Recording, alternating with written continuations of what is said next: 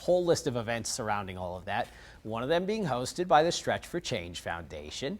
Joining me now to talk about it is the foundation president, Minister Stretch Sanders himself. Thank you for being here on the CW. You. Good morning. Happy New Year. Happy New Year to you. We Told really you guys I'll be appreciate back next year. And here you are, just as promised. All right, let's talk about everything surrounding the celebration of Dr. King. And I want to get your perspective here and your feelings. What does his fight for civil rights, I know it's the most broad question possible, but what does his fight for civil rights mean to you?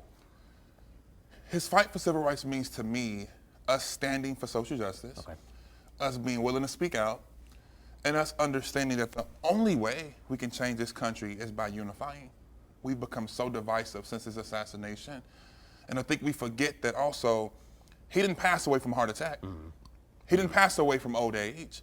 He was, in fact, killed for fighting for the very same issues that we're fighting for today. Poverty, racism, being prejudiced towards our LGBTQ plus brothers and sisters. I mean, so many range of issues that are still plaguing us today, and we just kind of act like these are some of the things that he didn't care about. And so his legacy means carrying on what he fought for, again, with your social justice issues, but also continuing that fight today.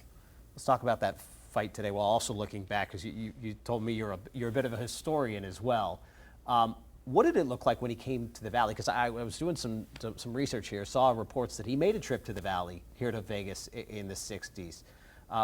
What was the impact that he had back then here in our area? Dr. King came to Las Vegas back on April 26, 1964. He was invited by the NAACP to speak at their Freedom Fund banquet as well as a rally.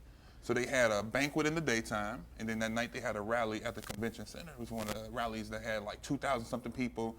The red carpet was rolled out. The governor was there, the mayor was there, all the prominent civil rights leaders, Bob Bailey, Liberta Johnson, Reverend Marion Bennett, and they showed him so much love and appreciation. And that's important because it showed that every major city, Las Vegas, including Las Vegas, Dr. King came to. When you think of civil rights, you don't think of Las Vegas. No. So for him to come here showed that there were issues, though, that he needed to speak on and to fight for.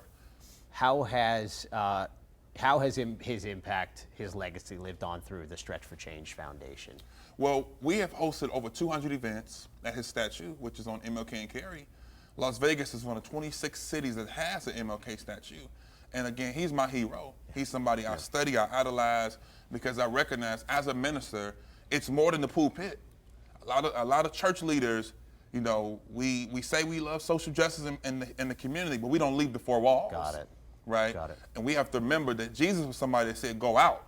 Don't just do it in the church walls, because you can't hear a good word on an empty stomach. You're making your best effort to do that coming up January 28th. Absolutely. I'm sorry, not January 28th. My apologies. January 20th. This is the Let Freedom Ring event. What can you tell us? What can you expect if you come out? We're going to have free groceries to feed those in need. We're going to have blankets. We're going to have clothes. We're going to have speakers. One of our speakers is going to be Congressman Stephen Horsford. We're going to have over 40 nonprofit and progressive organizations coming out to support.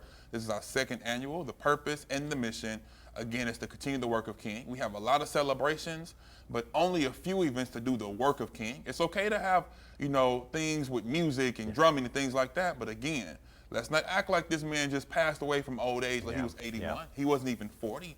So it's our job to continue that fight for social justice by, again, carrying that torch. I owe you an apology again. January 20th.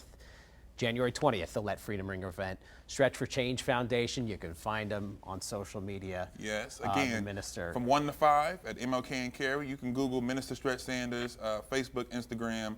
Let Freedom Ring event will come right up. Please come support us. Thank you very much for being here. Happy New Year to you. Happy New Year to you. We appreciate it. Thank you. 8:30.